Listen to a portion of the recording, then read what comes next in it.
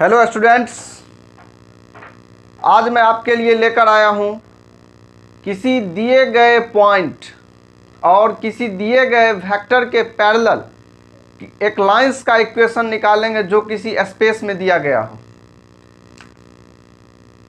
जैसे ये हमारा स्पेस है, ये हमारा स्पेस है एक्स वाई और जेड, ये एक्सिस, ये मूल बिंदु, और किसी दिए गए स्पेस में लाइंस का इक्वेशन निकालना है जो किसी ए पॉइंट से होकर जा रही हो। ये हमारा ए पॉइंट है जिससे होकर ये एल एक लाइंस गुजर रही है और यह लाइन वेक्टर बी के समानांतर है, पैरेलल है। इस लाइंस का हमको इक्वेशन ज्ञात करना है। तो अंतरिक्ष में किसी भी लाइंस का जो इक्वेशन ज्ञात करते हैं वो दो फॉर्म में ज्ञात करेंगे। ये 3D का टॉपिक है, 3 डायमेंशनल ज्योमेट्री जिसको कहते हैं, 3 डायमेंशनल ज्योमेट्री।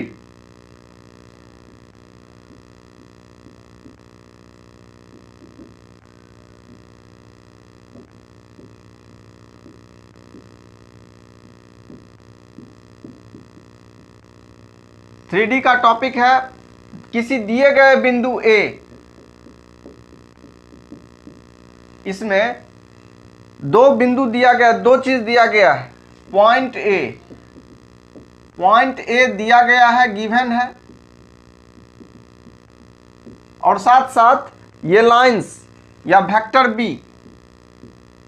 बी भी गिवन है, यानी दिया गया है। ये दोनों चीज सब पहले से दिया गया रहेगा। तो किसी लाइंस एल का हमको इक्वेशन ज्ञात करना है स्पेस में, जिसका पॉइंट ए दिया गया है जहां से यह पास कर रही है और साथ साथ यह वेक्टर बी के समानांतर है। तो इसको ज्ञात करने के लिए हम दो फॉर्म में ज्ञात कर सकते हैं। किसी भी अंतरिक्ष में किसी भी लाइंस का इक्वेशन हम दो फॉर्म में ज्ञात कर सकते हैं। एक तो वेक्टर फॉर्म में, पोजीशन वेक्टर लेकर के, और दूसरा कार्टेशियन फॉर्म में। तो सबसे पहले वेक्टर फॉर्म में ज्ञात करेंगे, उसी को फिर कार्टेशियन फॉर्म में चेंज करेंगे। तो पहला फॉर्म हो जाता है वेक्टर फॉर्म, पहला फॉर्म वेक्टर फॉर्म, जिसको हम लिखते हैं हिंदी में सदिश रूप।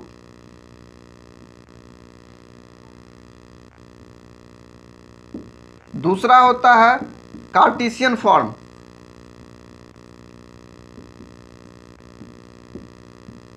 जिसको हम लिखते हैं कार्तीय रूप। कार्तीय रूप में एक्स वाई जेड का यूज करते हैं, और वेक्टर फॉर्म में वेक्टर के रूप में vector R, vector A, vector B का यूज करते हैं।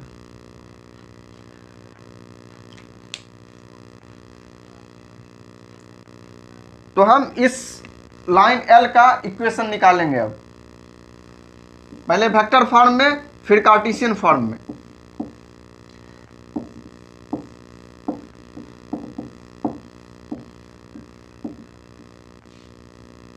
और यहाँ पे ए पॉइंट दिया गया है जहां से यह एल लाइन गुजरती है, और साथ साथ वेक्टर बी के यह क्या है, समानांतर है।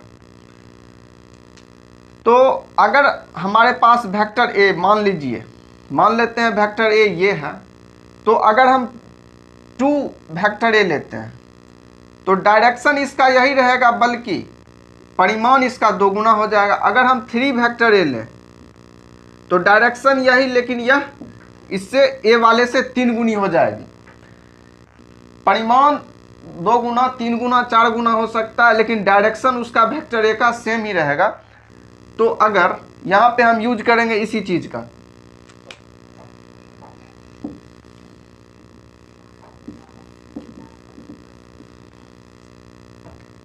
इस मूल बिंदु से इस ए वाले पॉइंट को मिला देने पर इसको हम वेक्टर ए ले सकते हैं। उसके बाद यहाँ पे एक आर्बिट्रेरी पॉइंट हम पी ले लेते हैं, इसको भी हम मूल बिंदु से मिला देते हैं, इस पी वाले पॉइंट को। इसको हम वेक्टर आर लिख सकते हैं। इस ओपी को हम वेक्टर आर लिखेंगे, ओए को वेक्टर ए लिखेंगे। अब एपी हमारा क्या होगा, तो एपी इज इक्वल टू, जब एक लाइन बी है, ये हमारे पास बी, वेक्टर बी, ये वेक्टर बी है, और ये AP जो है वेक्टर बी के क्या है, पैरेलल है। ये सीधा इसको कर देते हैं, हाँ, तो ये हमारा वेक्टर बी है और ये इसके पैरेलल है, तो AP इक्वल टू हम ले सकते हैं लैम्बडा वेक्टर बी, और यह OAP या APO ये एक त्रिभुज का निर्माण यहाँ हो रहा है, और सदिश त्रिभुज योग के नियम से जो वेक्टर R हमारा होगा, यानी ये OP, ये जो रिजल्टेंट या सबसे बड़ी भुजा होती है, या दो भुजाओं के योग के बराबर होती है, तो यह वेक्टर A और वेक्टर AP के योग के इक्वल इसको लेंगे, तो वेक्टर A प्लस इसको हम लिख सकते हैं लैम्बडा वेक्टर B। तो R is equal to lambda vector B हमारे लिए वेक्टर फॉर्म का या सदिश रूप का इक्वेशन हो गया, किसका, L लाइन का। L लाइन का इक्वेशन, L लाइन का जो इक्वेशन है यह सदिश रूप में हमारे पास ये हो जाएगा, जहां पर कि वेक्टर A हमारा दिया गया होगा और लैम्बडा वेक्टर B, यानी लैम्बडा का मान नहीं दिया हुआ रहेगा, वेक्टर B का मान दिया हुआ रहेगा, ये दिया हुआ रहेगा, और इसका यूज AP की लंबाई के लिए हम लैम्बडा वेक्टर B का यूज कर देंगे। तो ये हो गया, ये वेक्टर फॉर्म का हो गया, यानी इसको कहेंगे सदिश रूप, सदिश रूप, या इंग्लिश में कहें तो वेक्टर फॉर्म। अब इसी लाइन L का हम निकालने का प्रयास करेंगे कार्टेशियन फॉर्म में। कार्टेशियन फॉर्म में हम कैसे निकालते हैं देखते हैं उसको।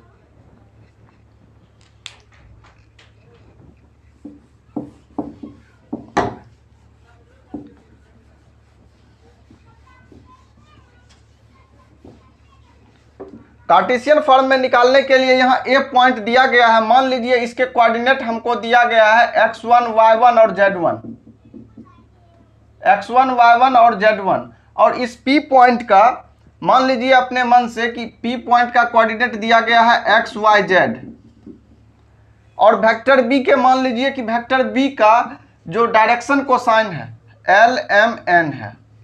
डायरेक्शन कोसाइन, जैसे डायरेक्शन कोसाइन का मतलब है जैसे कि अगर हम इसको फिक्स कर दें यहाँ पे, और LMN इसका क्या है, cos alpha cos beta cos gamma, तो कॉस अल्फा कॉस गामा और कॉस बीटा कॉस गामा, ये सभी एंगल पे अगर फिक्स कर दिया जाए तो हम इसको निकाल सकते हैं इस वेक्टर को।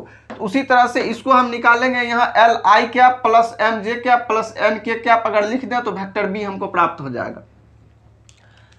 तो सबसे पहले vector R is equal to, vector form में दिया गया जो इक्वेशन था उसको हम A plus lambda vector B लिख रहे थे, अब इसको हम लिख सकते हैं XI कैप, क्योंकि R के लिए OP का यूज करेंगे, और ये P पॉइंट हमारा क्या है, X है Y है Z है, तो ये वेक्टर R इजकल टू हमारा क्या हो जाएगा XI cap plus YJ cap plus ZK cap, और वेक्टर B के जगह पे हम क्या लिख सकते हैं, वेक्टर B को LI cap plus MJ cap plus NK cap, जहां पे L M और N डायरेक्शन कोसाइन है किसके, वेक्टर B के। A पॉइंट के कोऑर्डिनेट मान लिया जाए कि दिया गया है x1 y1 z1, तो इसको हम क्या लिख सकते हैं, इसको लिख सकते हैं x1 I cap plus y1 j cap plus z1 k cap, ये हमारा क्या हो जाएगा, यानी OA बराबर ये लिख सकते हैं, यानी वेक्टर A बराबर ये लिख सकते हैं, OP is equal to vector R is equal to हम ये लिख सकते हैं, और AP is equal to lambda vector B का मान ये लिख सकते हैं। तो यहाँ पे हम लिख देंगे अब YJ cap plus ZK cap equal to vector A का मान यहाँ दिया गया है x1 I cap plus y1 j cap plus z1 k cap plus lambda vector B का मान दिया गया है L I cap plus M j cap plus N K cap, ये N दिया गया है NK कैप। अब इसको लिख सकते हैं अगले स्टेप में XI cap plus YJ cap plus ZK cap, इसको लिखेंगे x1 plus lambda L I cap, यहाँ से इसको मल्टीप्लाई कर देंगे, आई कैप इस दोनों में से कॉमन कर लेंगे, फिर y1 plus lambda m J cap plus z1 plus lambda n K cap, ये n है हमारा। अब आई कैप जे कैप और के कैप के कॉफिशिएंट यानी गुणांकों का हम दोनों तरफ तुलना कर देंगे, कंपैरिजन, ठीक है। तो कंपैरिजन करने पर हम देख रहे हैं कि x हमारा इक्वल हो जाएगा इसके, x equal to x1 plus lambda l, y equal y1 plus lambda m, z equal to z1 plus lambda n।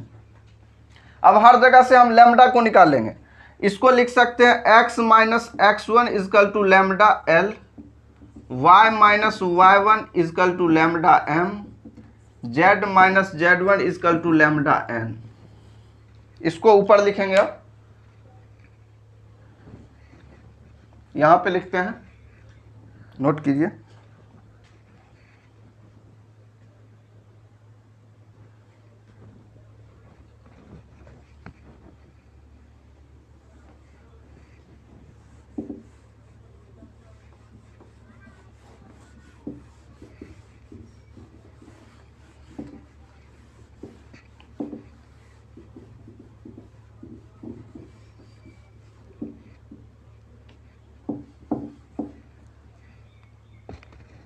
हाँ, तो यहां से हम लिखेंगे x minus x1 is equal to lambda l, y minus y1 is equal to lambda m और z minus z1 is equal to lambda n।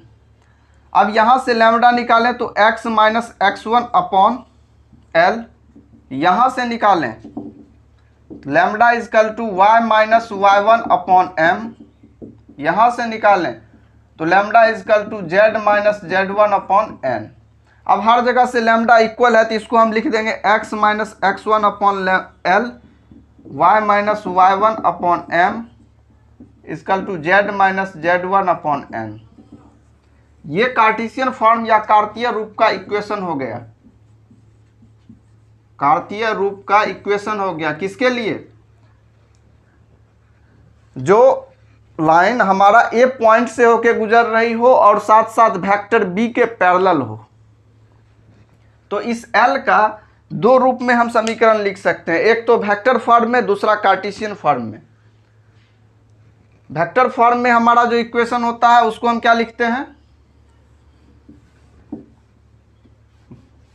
Vector R is equal to vector A plus lambda vector B. ये vector form का हो गया, ये vector form का हो गया और ये कार्टेशियन फॉर्म का हो गया।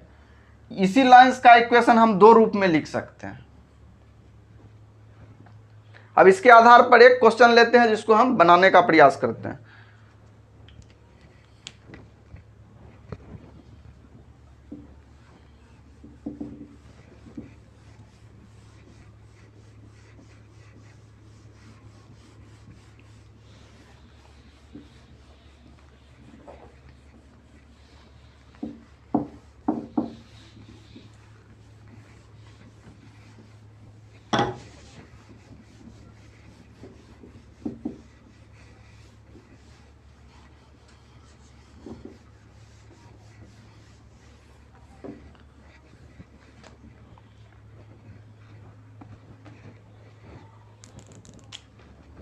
एग्जाम्पल लेते हैं एक। किसी दिए गए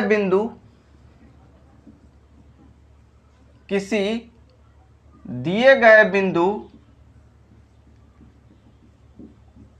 या पॉइंट 1 2 3 से होकर इससे होकर जाने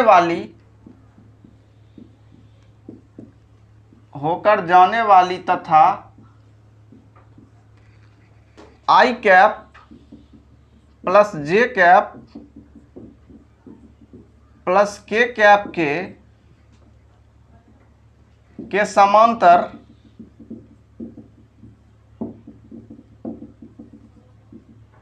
रेखा का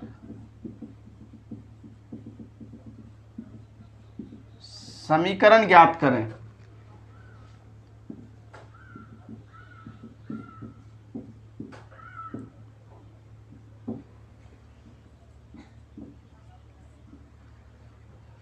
हाँ, तो इसको हम सबसे पहले वेक्टर फॉर्म में लिखते हैं, किसी दिए गए बिंदु से होकर जाने वाली। दिया गया बिंदु क्या होता था? ए। स्पेस में हम इसको खींच देते हैं पहले, वैसे फिगर खींचना जरूरी नहीं है, लेकिन फिर भी ड्रॉ कर देते हैं इसको समझने के लिए। X y z. अब मान लीजिए इससे होकर जा रही है कोई रेखा है, यहाँ ये पॉइंट है ए, दिया गया है 1 2 और 3, इससे होकर यह लाइन गुजर रही है। ये लाइन है हमारा एल, जो इससे होकर ए पॉइंट से होकर गुजर रही है। और आई जे के, आई कैप प्लस जे कैप प्लस के कैप वेक्टर के समानांतर है। यहाँ पे हमारा मान लीजिए ये है हमारा आई कैप प्लस जे कैप प्लस के कैप, ये वेक्टर है हमारा जिसके समानांतर यह गुजर रही है। एल रेखा का समीकरण याद करना है। तो इसको अगर हम इससे मिला दें, ए पॉइंट को इससे अगर हम मिला दें, तो ये हमारा हो जाएगा वेक्टर ए। ये क्या है? Vector A. देखिए इसको, वेक्टर ए। अब इसके ऊपर कोई पॉइंट अपने मन से ले लिए हैं, यहाँ पी, ठीक है। हाँ, तो ये हो जाएगा हमारा वेक्टर आर। जिसका ज्ञात नहीं होता है उसको ही हम वेक्टर आर लेते हैं, पोजीशन वेक्टर। मान लिए कि एक्स वाई जेड होगा इसका कोऑर्डिनेट। अब हमको वेक्टर फॉर्म में अगर इक्वेशन निकालना हो तो क्या होता है उसका formula? R is equal to vector A plus lambda vector B. अब आर को आर ही रहने देंगे और ए को अगर निकालेंगे तो ए का पोजीशन यहाँ पे क्या दिया गया है? 1 2 3। तो ए को हम वेक्टर फॉर्म में अगर लिखें तो लिख सकते हैं आई कैप प्लस 2 जे कैप प्लस 3 के कैप। ऐसे ही लिखा जाता है। बीच में अगर माइनस रहता तो यहाँ माइनस लेते, यहाँ भी माइनस होता तो यहाँ माइनस लेते, ठीक है। अब प्लस लैम्डा के जगह लैम्डा डाल देंगे, यहाँ लैम्डा डाल देंगे। इसको हम यहाँ से नीचे लिखते हैं, यहाँ वाला शेष है ये लैम्डा। और इसमें वेक्टर बी को डालना है, तो वेक्टर बी के जगह आई कैप प्लस जे कैप प्लस के कैप दिया गया है। ये हो गया हमारा, ठीक है। तो यही हमारा आंसर हो गया किस में? वेक्टर फॉर्म में। This is our required answer. यही वेक्टर फॉर्म में आंसर हो गया। अब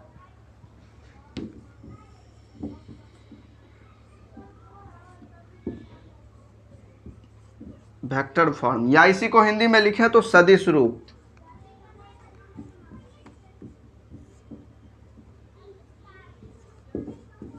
सदिश रूप।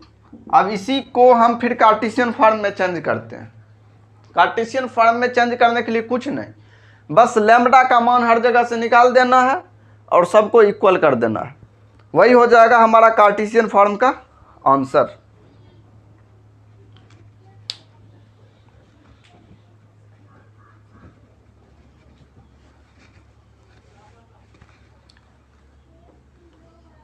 हाँ, तो इसको अब लिखेंगे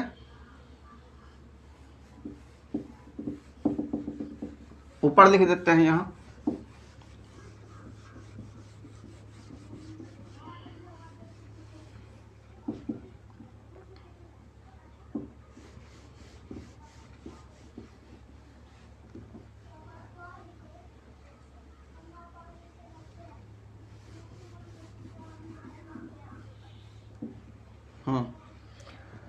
तो इस वेक्टर आर को हम क्या लिख सकते हैं? वेक्टर आर के लिए यहाँ पोजीशन हम ले लेते हैं अपने मन से x y z. X y z अगर हम ले लें तो इसको हम क्या लिख सकते हैं? एक्स आई कैप प्लस वाई जे कैप प्लस जेड के कैप इजकल टू, यहाँ से लें तो कोफिशिएंट क्या है? 1 है, तो 1 प्लस लैम्डा, 1 प्लस लैम्डा इसके आगे में कुछ नहीं है तो 1 है, यहाँ से 1 ले लेंगे और यहाँ से इसमें लैम्डा से गुना करने पर लैम्डा, तो 1 प्लस लैम्डा और आई कैप को हम कॉमन कर लें, प्लस 2 प्लस यहाँ से लैम्डा जे कैप, ये जे कैप हो जाएगा, फिर प्लस ये जे कैप है, प्लस 3 प्लस लैम्डा के कैप, 3 प्लस लैम्डा के कैप। अब एक्स वाई और जेड, या हाँ तो इसके गुणांक को यानी लिख देंगे आई कैप, अब आई कैप जे कैप तथा के कैप के गुणांकों को आपस में तुलना करने पर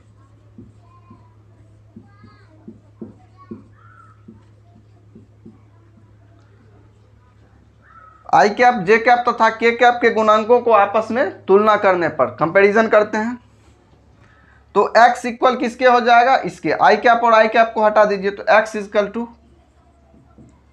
1 plus lambda, y equal to 2 plus lambda और z इक्वल टू हो जाएगा यहाँ से 3 प्लस लैम्डा। अब हर जगह से अगर हम ले लें, हर जगह से अगर हम अब ले लें तो लैम्डा इजकल टू यहाँ से हो जाएगा x माइनस 1, यहाँ से lambda is equal to y minus 2, यहाँ से lambda is equal to z minus 3, ये हो जाएगा। तो अब हम इसको हर जगह से लैम्डा को इक्वल कर देते हैं, तो x माइनस 1, ठीक है, x minus 1 is equal to y minus 2 is equal to z minus 3, नीचे कुछ नहीं है तो हम 1 ले सकते हैं, 1 1 1, नहीं भी देंगे तो कोई दिक्कत नहीं है। यही हो गया हमारा कार्तीय रूप का समीकरण या कार्टेशियन फॉर्म का इक्वेशन। किसके लिए, अंतरिक्ष में या स्पेस में वैसी रेखा का जो किसी ए पॉइंट से होकर जा रही हो और किसी वेक्टर बी के, ये वेक्टर बी है हमारा, जिसके समानांतर। क्वेश्चन यही रहेगा, बस यहाँ 2 हो सकता है, यहाँ 3, यहाँ 4, यहाँ 5 6 7, कुछ भी अलग अलग नंबर हो जाएगा, लेकिन क्वेश्चन यही रहेगा, इसी टाइप से ये बनेगा, ठीक है।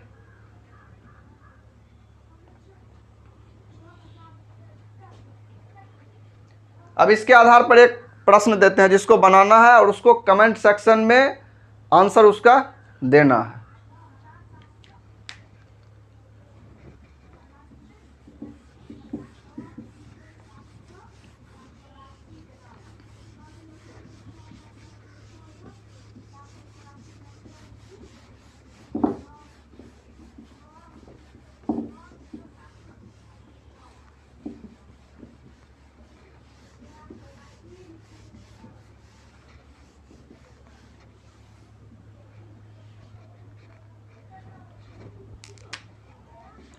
क्वेश्चन नंबर 1,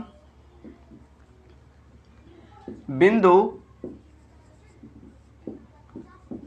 5 - 3 8 से होकर जाने वाली तथा वेक्टर यानी आई कैप प्लस 2j कैप तथा 3k कैप के समांतर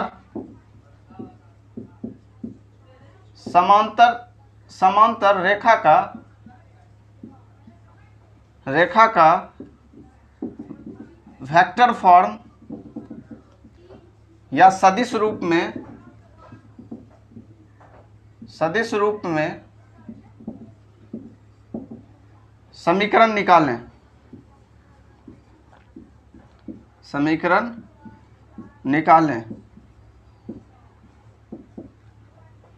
और फिर